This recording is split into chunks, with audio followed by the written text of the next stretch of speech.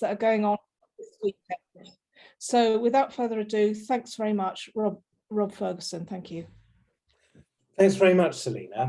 And Selina, you're absolutely right about the mounting atmosphere of a war scare.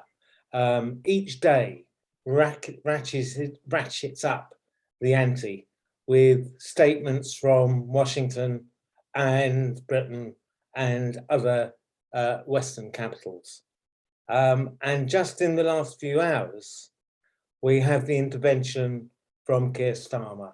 Tonight, as we're speaking, in fact, there is an online rally organised by the Stop the War Coalition to oppose the war in Ukraine, with Jeremy Corbyn and Diane Abbott included in the lineup. And Keir Starmer, on his way to Brussels to lend support for NATO, in the last few hours launched a vicious attack on the Stop the War Coalition. He described anti-war protesters as virtue signalers who are providing a smokescreen so it can go on so that Russia, Putin, can go on beating up and jailing those brave individuals that dare to stand up to its despotism. Britain is sending 1,000 troops, 350 Royal Marines, and 100 engineers to Poland and the Baltic states. They're sending now a Type 45 destroyer and HMS Trent to the Eastern European, RAF jets to Southern Europe, and they're doubling the 900 troops based in the NATO battle group in Estonia. One really has to kind of draw breath, don't we?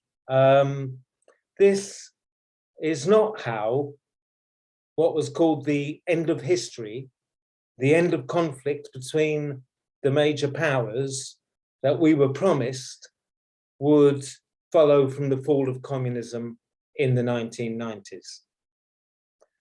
I still don't think, by the way, that this means we are on the brink of inevitable war, but the danger of military conflict in what is called Russia's near abroad is a real one. And I want to focus in on the build-up to the current atmosphere of saber rattling and war. The immediate context of the current crisis is the move of over 100,000 Russian troops to southern Russia along the northern border of Ukraine, and 35,000 troops now along the Belarus border of Ukraine, which is only 130, 140 miles from the capital, Kiev. And, you know, reading the news reports, it is this and only this move by Russia that is the cause of the current crisis. But it's important to look at what underlies the drive to potential war. And Ukraine is significant in a very particular sense in terms of the rivalries across that entire region.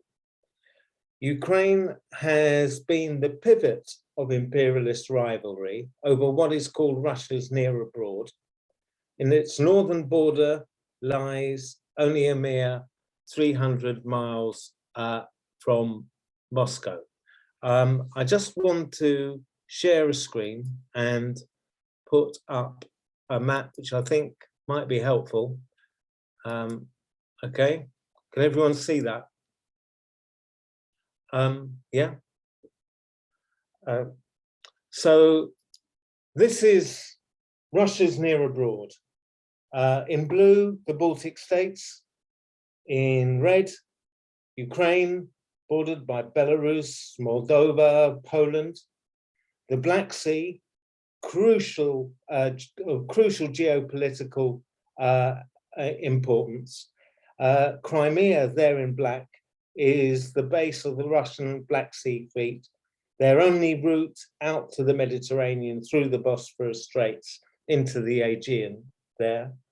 Spanning the Black Sea and the Caspian is the region called the Caucasus, Georgia, Chechnya, Ingushetia, Azerbaijan, Armenia, a site of constant resurging conflicts and ethnic conflict. And then in mauve, we have their Central Asia and the vast expanse of Kazakhstan. I'll leave that just for a moment because Ukraine's history is a history of a nation torn between rival imperialist powers. Ukraine, literally, the name means borderland. And imperialist armies have marched across its territory since the beginning of the last century alone.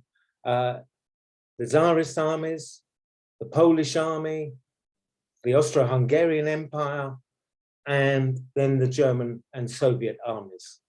In World War II, 7 million Ukrainian civilians lost their lives, including almost 1,900,000 Ukrainian Jews. After the Second World War,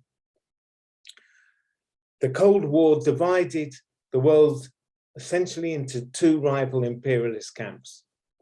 The Western camp dominated by the US and the Soviet communist bloc dominated by Russia. Eastern Europe was enveloped under the Warsaw Pact, formed in response to the formation of NATO under the leadership of the United States. And 15 republics, including Ukraine, were subsumed actually before the Second World War under the Soviet Union. In 1991, the Soviet Union fell, and the republics all gained independence in the breakup. However, far from the end of the Cold War ushering in an era of peace, the 1990s saw war and ethnic conflict ravage Russia's near abroad. Almost this entire area on the map that we have in front of us. Just in the Caucasus alone, that region circled by the white there, we saw 2 Russian invasions of Chechnya in 95, 96, and 99, 2 wars in Georgia, an invasion of Ingushetia, a civil war in Georgia, and a war between Azerbaijan and Armenia over the region of disputed region of Nagorno-Karabakh. That last conflict alone left 30,000 dead and 1 million refugees. Total casualties of all these conflicts in the 1990s were 150,000 and 2 million refugees. So what we're looking at there is an arc of tension in which regional and imperialist rivalries constantly threaten to re-erupt, and they have continued to do so, with a major war and conflict in Georgia that was triggered precisely by NATO's expansion and attempt to pull Georgia into NATO's sphere of influence. It was a conflict in which Russia came out the victor, and NATO, in this instance, had a bloody nose. More recently, in 2 years ago, in 2020, we saw the second Armenia-Azerbaijan war, this time turning the tables Armenia won the first war in the 1990s. This time around, Azerbaijan became very quickly the victors, crucially with support, military support, and a vast number of military drones from Turkey.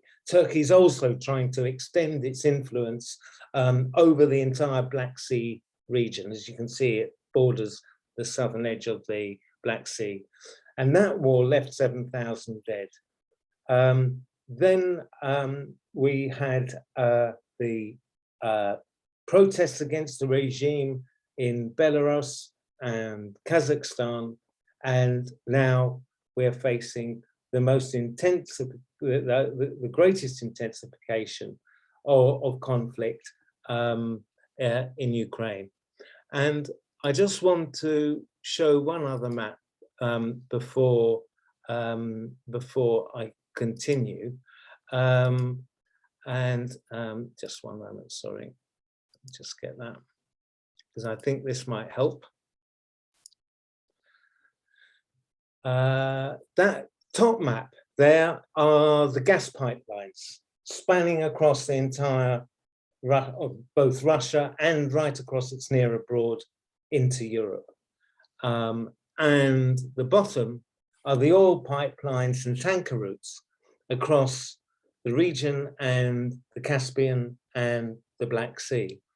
The reason why that's, I think, important to register, I'll just take that off for the moment. The reason why that's important to register is that very graphically, it focuses attention on the way economic and geopolitical rivalry over how the energy pipelines can cement geopolitical dominance between the regional powers and between the rival imperialisms. So you have the in lockstep military competition and economic competition spanning out across the region. And whilst Keir Starmer and Washington and Europe want to focus on the latest troop movements by Russia, we need to take a step back, because after 1997, NATO engaged in a massive expansion eastwards. By 2009, 12 former communist states had joined NATO, 11 of them also joining the EU, in what was a clear breach of promise made by Washington to Russia in 1991. And now, further expansion threatens to the Black Sea and the Caucasus, including Ukraine. From the 2000s, Putin began to reassert Russian power in the near abroad. And we saw Russian interventions in Chechnya, the Caucasus, Central Asia, Belarus, Moldova, and Ukraine. And Russia has intervened to reinforce regimes, or on the other hand, undermine them, as the ruling classes of the region balance and shift between the rival imperialist camps, between West and East. And almost all of them have, in the last 3 decades, performed this shifting balancing act between the rival camps. That was true of Georgia in 2008. It was true of Ukraine in 2014. That's what triggered the present round of conflict, and the proxy war and civil war that led to 14,000 Ukrainian dead and 2 million displaced, with the vital Crimean Peninsula being annexed by Russia. Now, what should socialists say? What attitude do we have to take to this conflict? This is Starmer today. I want to start with NATO. This is what Starmer has to say about NATO. To condemn NATO is to condemn the guarantee of democracy and security that it brings and which our allies in Eastern and Central Europe are relying on, as the saber rattling from Moscow grows ever louder. Now, this is the classic depiction of the NATO alliance, isn't it? A defensive peacemaking alliance. Well, let's just for a moment cast our minds back over the recent conflicts that NATO's been involved in. Kuwait, 1990, former Yugoslavia, 1990s, the invasion of Afghanistan, the invasion of Iraq, the interventions, military interventions in Somalia and Libya, all of them disastrous, by the way. And far from being a defensive peacemaking alliance, from its inception, NATO has been the dominant military alliance imposing its military dominance across the world under the leadership of the United States.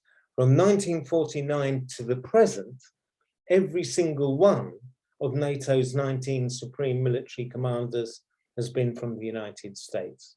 In 2020, and by the way, just to get this in proportion, in 2020, US military spending stood at $778 billion. Chinese military spending stood at $252 billion, and Russia, $62 billion.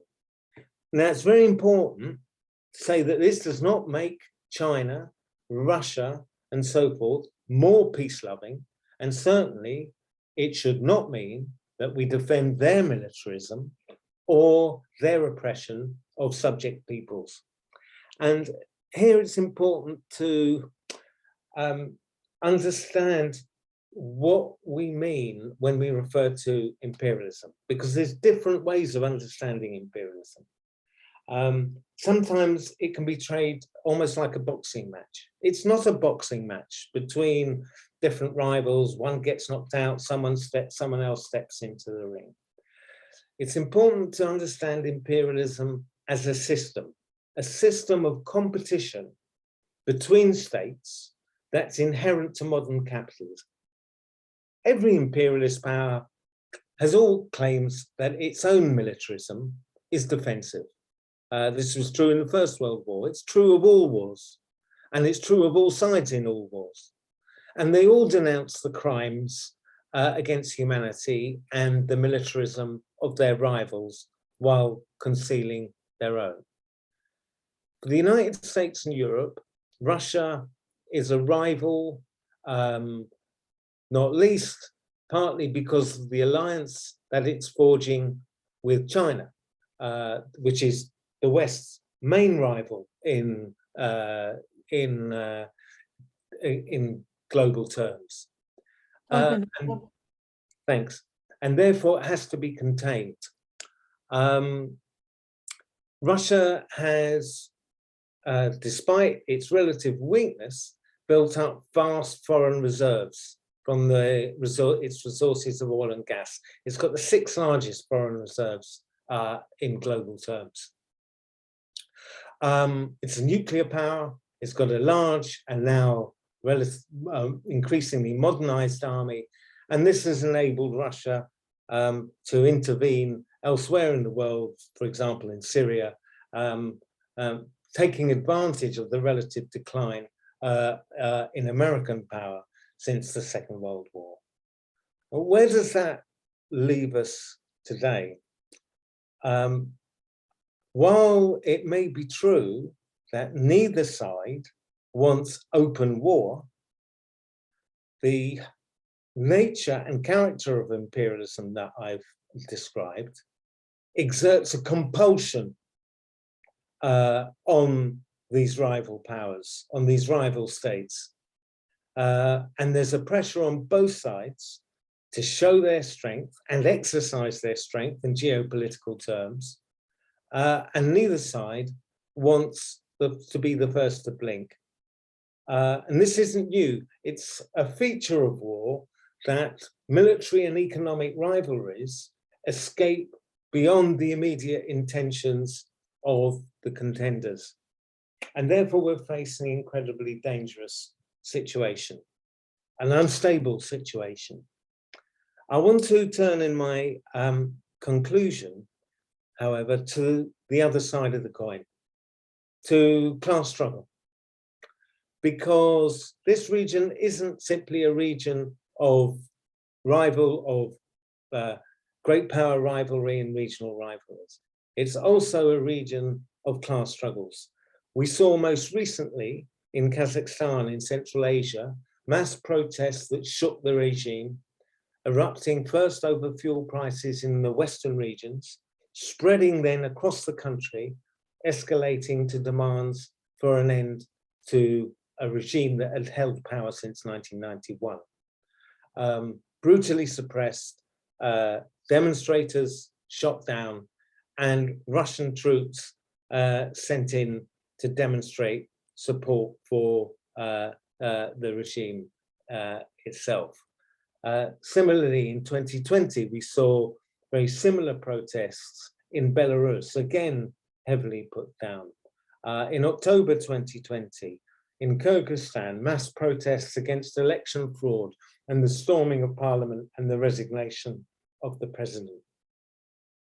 And it's in this context that we have to look at Ukraine too, because Ukraine is an example of how class struggles can get enmeshed, caught up and deflected by the inter-imperialist rivalry and ethnic divisions. There's nothing necessary about this. So in 1990, I went to Ukraine in 2014, the students, mainly students, had occupied the Maidan Square. 25 years earlier, the students had occupied the square in 1990.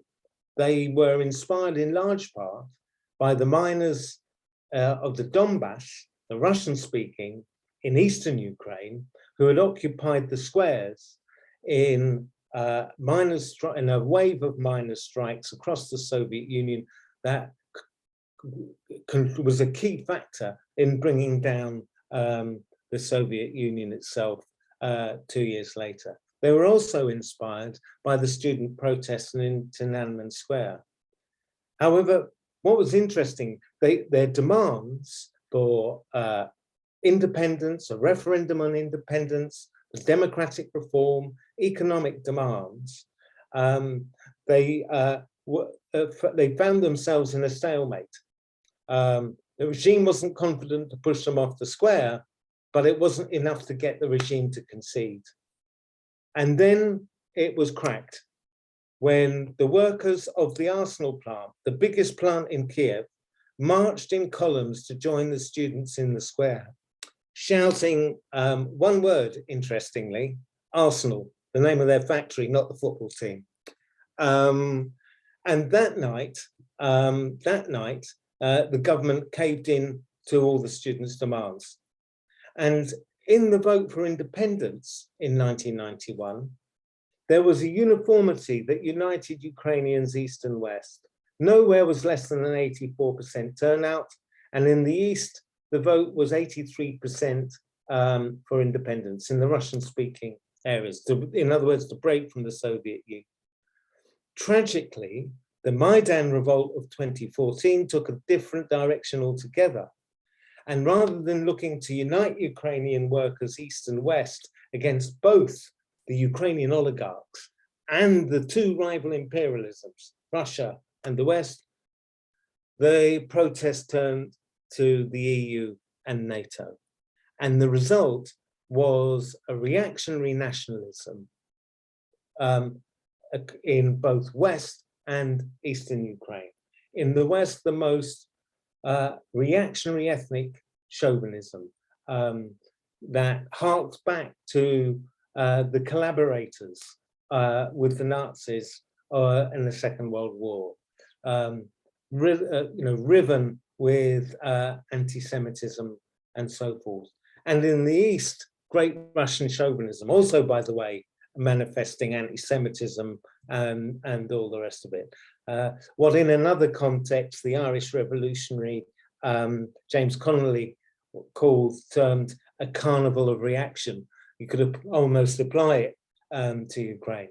And the price is that one of the costs is that Ukraine now has the lowest income per capita and life expectancy of all its neighbors. That all said, that tragedy notwithstanding, the prospect for unity has never entirely disappeared. You see, it's quite interesting when you look at the polls, it's not an absolute majority, but what they call a plurality, the single biggest bloc favors non-bloc status, was what the polls call it, either not aligning with NATO, not aligning with Russia. That doesn't necessarily come from a kind of socialist, anti-imperialist politics, but it's nonetheless, it's significant. The current president, Zelensky, was actually elected a sweeping landslide on a peace platform, a platform that then collapsed under the pressure of the rivalries between the two camps. So I want to finish with this. What do we then say here? Socialists have to oppose this entire system of rival imperial powers and regional rivalries. Unlike Starmer, unlike Labour, we do not line up with the US and Western imperialism.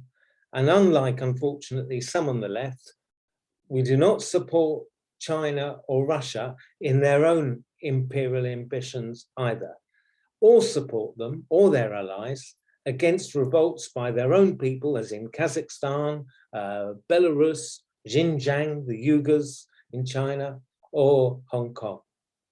But in saying that, we are in one of the camps. And our responsibility in showing solidarity and unity with Ukrainian workers and Russian workers is not to echo Starmer or our own rulers, but to say the main enemy is at home. We will bring down our camp. We will fight chauvinism at home. We will oppose our rulers' drive to war and try and support every struggle of workers elsewhere around the world against their own rulers and their own warmongers. Thanks very much. Fantastic. Thank you. That's really great. And you can see some bring Rob back in to sum up and answer some of the questions raised. Thanks very much, Rob. All right, thanks very much, everyone. Really good discussion and really quite focused questions, all of them deserving more time than I'm going to be able to give them. But hopefully I'll at least be able to provide some signposts.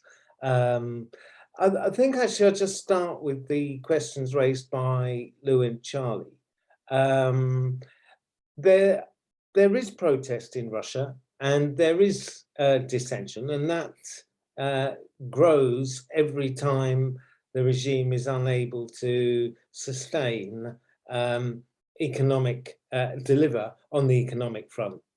And it's very prone to what happens with energy prices and so forth. However, two things.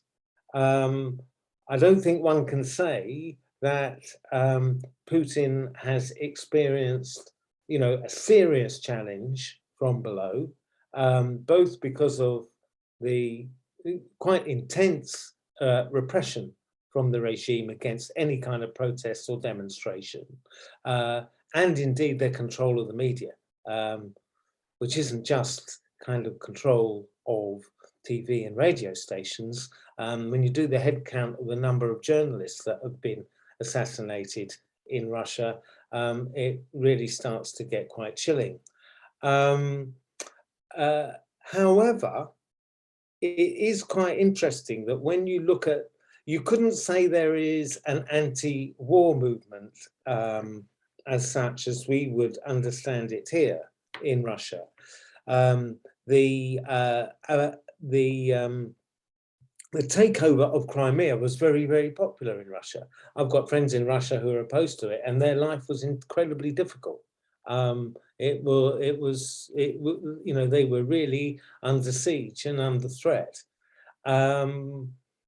That is not so true of Ukraine. When you look at the polls over Ukraine in Russia, there is actually huge hesitancy, if not outright opposition, to Russia involvement in Ukraine.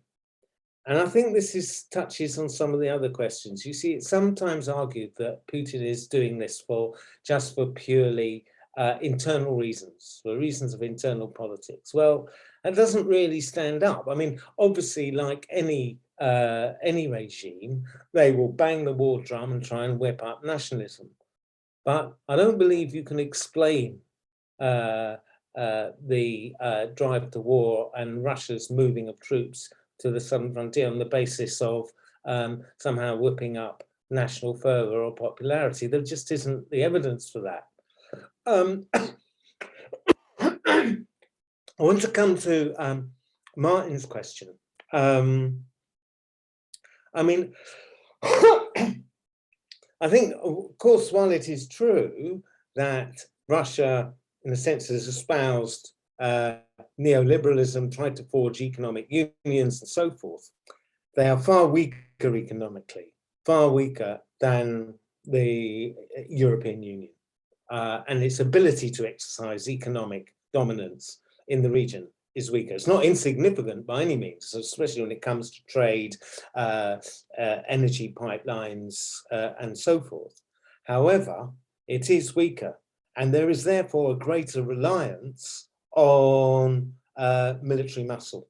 Not necessarily outright invasion, but of fomenting, taking sides with different regimes or exploiting ethnic divisions and so forth and rivalries in the region to its own advantage, and moving in troops sometimes where necessary.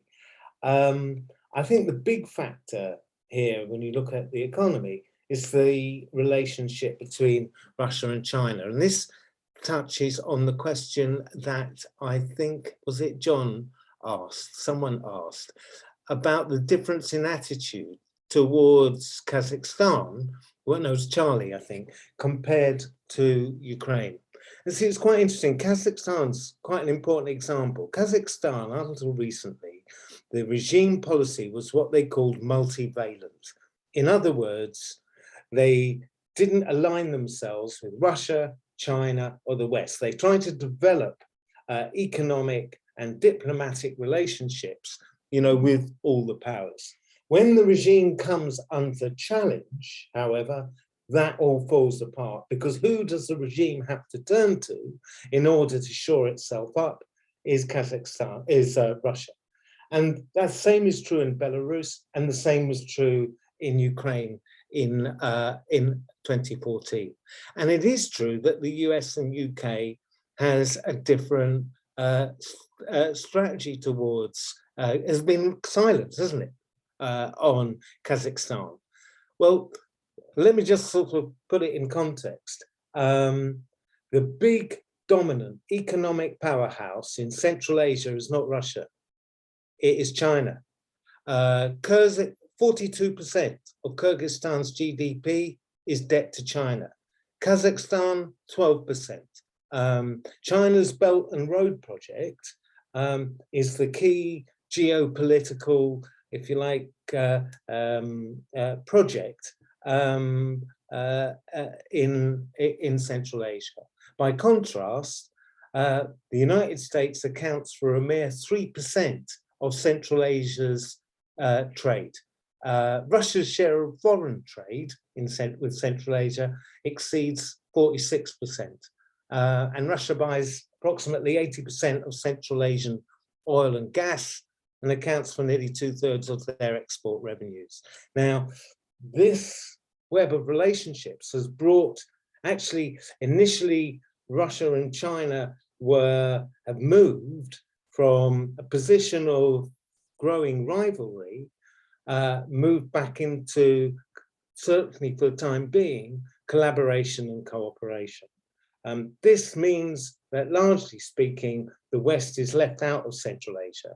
They certainly don't want to see the Kazakh regime overthrown. They would rather the Kazakh regime was pulled more towards the West and away from China and Russia. It's also why the West wants to push Russia back, because they see Russia as under the umbrella, under the wings in large part, of their key developing rival in the world, which is China. And Russia acts, if you like, has acted in Kazakhstan, in Belarus and elsewhere, if you like, as the gendarme of the region, shoring up these regimes, who then in turn become reliant on it. Just quickly, a couple of the other key questions. Will the troops be enough to secure Russia's strategic interests over Ukraine? Well, that is the question. And the truth is that neither us nor them know the answer. That is precisely the problem. Will they be enough? You see, I've termed Ukraine as the keystone in the arch. You'll see perhaps some references in the press to the Minsk agreements. Some even hold them out, say that this is the way to go, this is a diplomatic solution, this is what we've got to pursue. Bernie Sanders is arguing this, and you see articles in The Guardian on this. It's not going to happen, because the Minsk agreements, I'm not going to go into the detail, essentially they enshrine the contradiction of who gets Ukraine. Is it going to be Russia, sphere of influence, or is it going to be NATO's? And that cannot be resolved by a piece of paper. It's got to be resolved by competitive force, economic and military. And what Russia is trying to do is divide Ukraine and sow sufficient instability that it can never be brought into the NATO camp. But it's a gamble, because, how unstable is unstable? It's a good question. Will those troop movements be enough? Possibly not. And there's more than one player. There's more than one player here. Finally, I just wanted to sort of expand on Hugh's point in terms of who moved first, and it comes back to a question of what in our tradition we referred to during the Cold War as campism. Partly touches on Martin's first question too. What's the difference now? Well, in a sense, there isn't. You see, one thing that we always argued was that you had to understand the Cold War as two rival imperialist camps. And when people therefore saw Russia or China as a buffer to Western imperialism, they weren't, whatever they thought they were doing, they weren't defending socialism against capitalism. They weren't defending a workers' state against a capitalist state. They were defending another capitalist state against the capitalist state, one rival imperialism against another. So actually, despite what they might think in their heads, ideologically, actually, it's not such a difficult move, is it, to then support Russia once communism has fallen against the West, as a buffer against the West, or for that matter, China. I'd just like to finish on that with one, if you'll just indulge me, with some words from our tradition. And I don't always quote Lenin, but he did have some things to say about the First World War, which we should are always worth noting. And this sort of echoes Hugh, really. And it's this: when war is waged between two groups of predators and oppressors, merely for division of the spoils of plunder, merely to see who will strangle more peoples, who will grab more, the question as to who began this war, who was the first to declare it, and so forth, is of no economic or military is of no economic or military or political significance. And I think this is the attitude that we have to take. And we have to look to a very different force to bring war to an end. The force of mobilizing opposition to war amongst the populations and workers within each imperialist power, and opposition to the system that gives rise to it. Thanks very much, Rob. Fantastic meeting. Thank you very much.